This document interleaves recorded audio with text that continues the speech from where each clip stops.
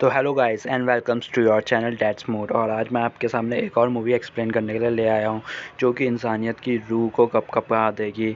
इंसान हमारे ही बीच इतना भयंकर, क्या बोलूँ, इतना भयंकर जानवर है कि वो अपनी हवस को मिटाने के लिए किसी भी हद तक जा सकता है। और यही सब दिखाती है एक बांग्लादेशी मूवी। यानी कि ये मूवी आपको रियलिटी बताती है 2020 के लॉकडाउन की सिचुएशन की, जो एक फैमिली पे गाज बन के गिरी है।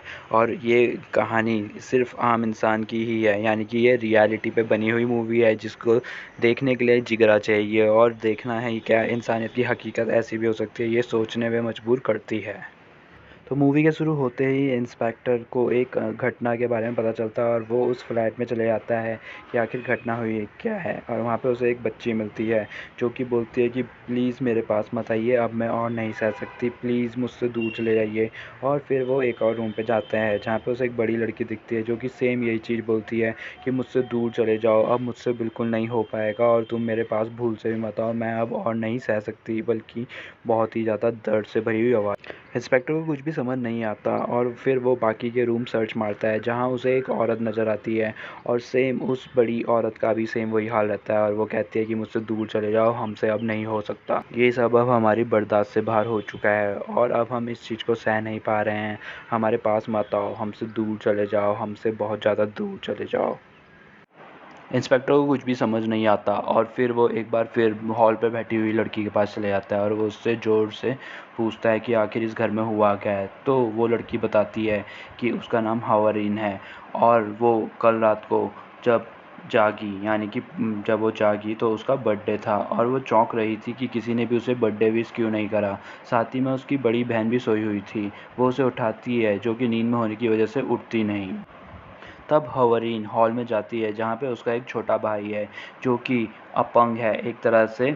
और फिर वो ज़्यादा बोलता जोलता नहीं है और एक तरह से अपंग है और उसकी माँ उसे खाना खिला रही है और हवरीन सोचती है कि उसकी माँ ने उसे बर्थडे विश क्यों नहीं।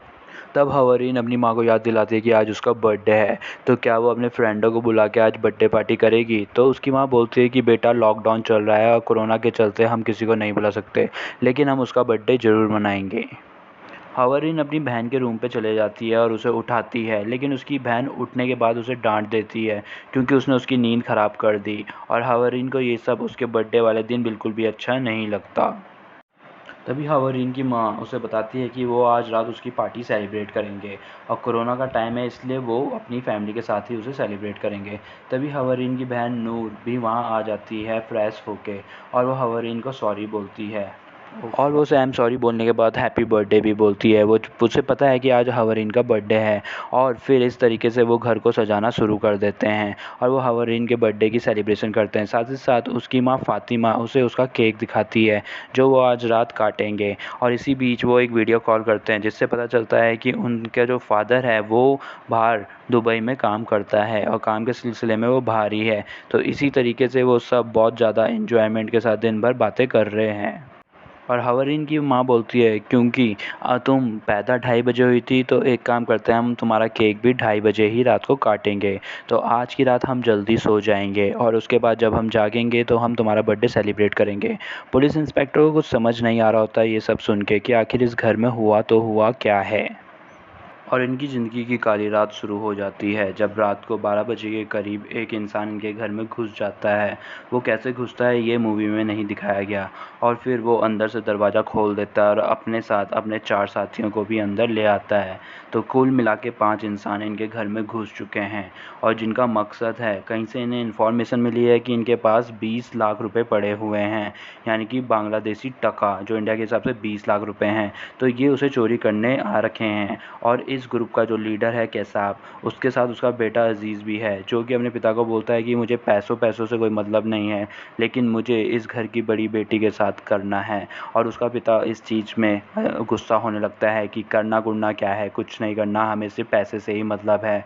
और उनकी ये रात फिर शुरू हो जाती है जो कि बहुत ही दुख भरी रात है। जब वो घर में आगे बढ़ते हैं तो उन्हें हॉल में वहाँ पे हावैरिन दिखती है जो कि अपनी माँ से बर्थडे मनाने के चक्कर में हॉल में ही सो जाती है और वो हैवरिन को देख के चौंक जाते हैं और वो उसका मुंह बंद करके उसके हाथ पांव बांध के उसे बाहर की तरफ थोड़ा निकाल देते हैं जिससे कि वो आवाज़ ना कर पाए। फिर वो दरवाज़ा तोड़ने की कोशिश करते हैं या खोलने की कोशिश करते हैं फ़ातिमा के रूम का, और दरवाज़ा खुलने के बाद वो उस रूम को चारों तरफ से खंगालते हैं और देखते हैं कि क्या उन्हें वो रुपए मिलेंगे, और खंगालते खंगालते उन्हें वहाँ पे कुछ भी नहीं मिलता और 20 लाख तो दूर उन्हें वहाँ पे कोई 1000 रुपये भी नहीं मिलते और इससे वो बौखला जाते हैं। और फिर वो फ़ातिमा को घसीटते हुए हॉल में लेकर आ जाते हैं और वो फ़ातिमा से पूछते हैं कि बता रुपए आखिर रखे तो रखे कहाँ है, जल्दी से निकाल ये रुपए। जब उन्हें रुपए कहीं भी नहीं मिलते तो उन्हें लगता है कि वो फ़ातिमा की बेटी के रूम पर उसने रुपए छुपा रखे हैं और फिर वो फ़ातिमा को बोलते हैं कि हम तेरे बेटे को मार देंगे अगर तूने हमें रुपए नहीं दिया। तो फ़ातिमा चिल्लाती है और बोलती है नूर को कि वो दरवाज़ा खोले, लेकिन नूर को कुछ गड़बड़ लगता है बाहर और उसे कुछ आवाज़ आती है तो वो दरवाज़ा एकदम से नहीं खोलती और इस चक्कर में वो फ़ातिमा पर जोर डालते हैं कि हम तेरे बेटे के टुकड़े टुकड़े कर देंगे अगर तूने जल्दी से नूर का दरवाज़ा नहीं खुलवाया। तो फिर देर सवेर वो नूर को बोलती है कि भगवान के वास्ते तू दरवाज़ा खोल, बाहर कोई नहीं है।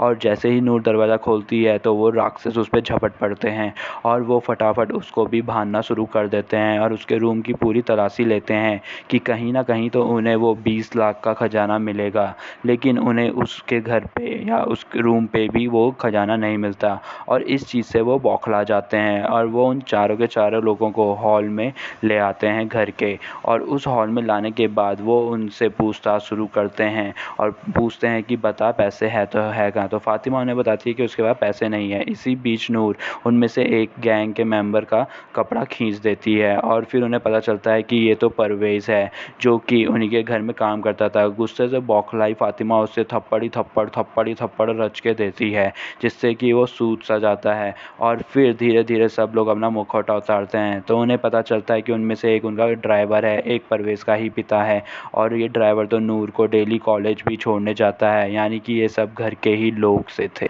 तो ये है आजकल की इंसानियत, जिन लोग जो तुम्हारे ही सहारे पे काम करके अपनी जीवनी चला रहे हैं वही लोग तुम्हारा गला काटने के लिए कभी भी रात को तुम्हारे घर पे आ धमकेंगे। और फ़ातिमा ये सोच के बौखला सी जाती है और फिर उनके पास लेकिन कुछ करने को होता ही नहीं बचने। और जब कासिफ को रुपए नहीं मिलते तो वो बौखला जाता है। तभी उसकी नज़र वहाँ पे पड़े हुए चिकन पे पड़ती है और वो फ़ातिमा से कहता है कि अब तुम सब हमारे लिए चिकन बनाओ और फिर हम यहाँ से चले जाएंगे। लेकिन उनके अंदर की हैवानियत और उनके अंदर की हवस ये सब होने नहीं देते। चिकन खाने के बाद वो फ़ातिमा को लेके उसके रूम पे जाता है और बोलता है कि पैसे दो, लेकिन फ़ातिमा कहती है कि मेरे पे पैसे नहीं है। वो फ़ातिमा को बहुत ही बुरी तरीके से मारना शुरू कर देता है।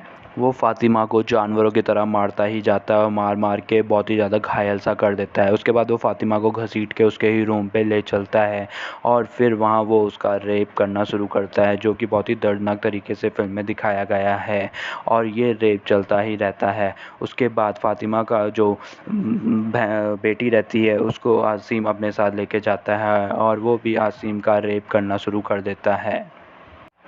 नूर की हालत वो बद से बदतर बना देते हैं और ये रात एक बहुत ही ज़्यादा लंबी काली रात हो जाती है। उसके बाद उनमें से एक उलाहीन नाम का इंसान जो कि हावारीन जैसी छोटी बच्ची को भी नहीं बख्शता और वो उसे उठा के अपने साथ लेके जाता है और हैवानियत अपनी चरम सीमा पे चले जाती है जब वो हावारीन को भी नहीं बख्शते। और उसके बाद अचानक से ही उनके अंदर जब सब के सब रेप कर देते हैं तो उसके बाद वो वहाँ से भागने की सोचते हैं, लेकिन तभी उनके दिमाग में आता है कि उन्हें 20 लाख रुपए तो मिले नहीं तो वो कंट्री छोड़ के तो जा नहीं सकते, इस तरीके से वो फंस जाएंगे। तो अब करे तो करे क्या करे, लेकिन अब हमें उन्हें मारना पड़ेगा। तो हैवानियत यहाँ से शुरू होती है और पुलिस वाले, फिर स्टोरी जब हमारे प्रेजेंट एरा में जाती है तो पता चलता है कि पुलिस वाले की ये सब इमेजिनेशन थी, वो सारे के सारे तो पहले ही मर चुके थे। और इसी बीच कहानी आगे पास्ट में जाती है। पास्ट में जब स्टोरी जाती है तो हमें पता चलता है कि वो डिसाइड करते हैं कि वो उन्हें मार भी देंगे और फिर वो चाकू से एक एक करके सबका गला रेत देते हैं। वो उस बच्चे को भी मार डालते हैं और इसी तरीके से 4 घंटे के अंदर वो 4 जिंदगियाँ, अपनी हैवानियत के चलते वो 4 जिंदगियों को काट डालते हैं सिर्फ़ और सिर्फ अपनी हवस के चलते और अपनी नीचता के चलते। कहानी के अंत में हमें उनकी पिक्स दिखाई जाती है ओरिजिनल फैमिली की और साथ ही साथ उन कातिलों की भी, और इसी के साथ स्टोरी ख़त्म हो जाती है। तो आप सभी को हमारा मूवी एक्सप्लेनेशन कैसा लगा हमें कमेंट बॉक्स में ज़रूर बताइए। साथ ही साथ हमारी प्रीवियस वीडियो को देखना बिल्कुल ना भूलिए और सपोर्ट करते रहिए। चैनल को सब्सक्राइब कर दीजिए अगर आपको हमारा कंटेंट पसंद आया। साथ ही साथ अगर आप किसी मूवी का एक्सप्लेनेशन चाहते हैं तो हमें सजेस्ट कीजिए। इसी के साथ साइनिंग ऑफ।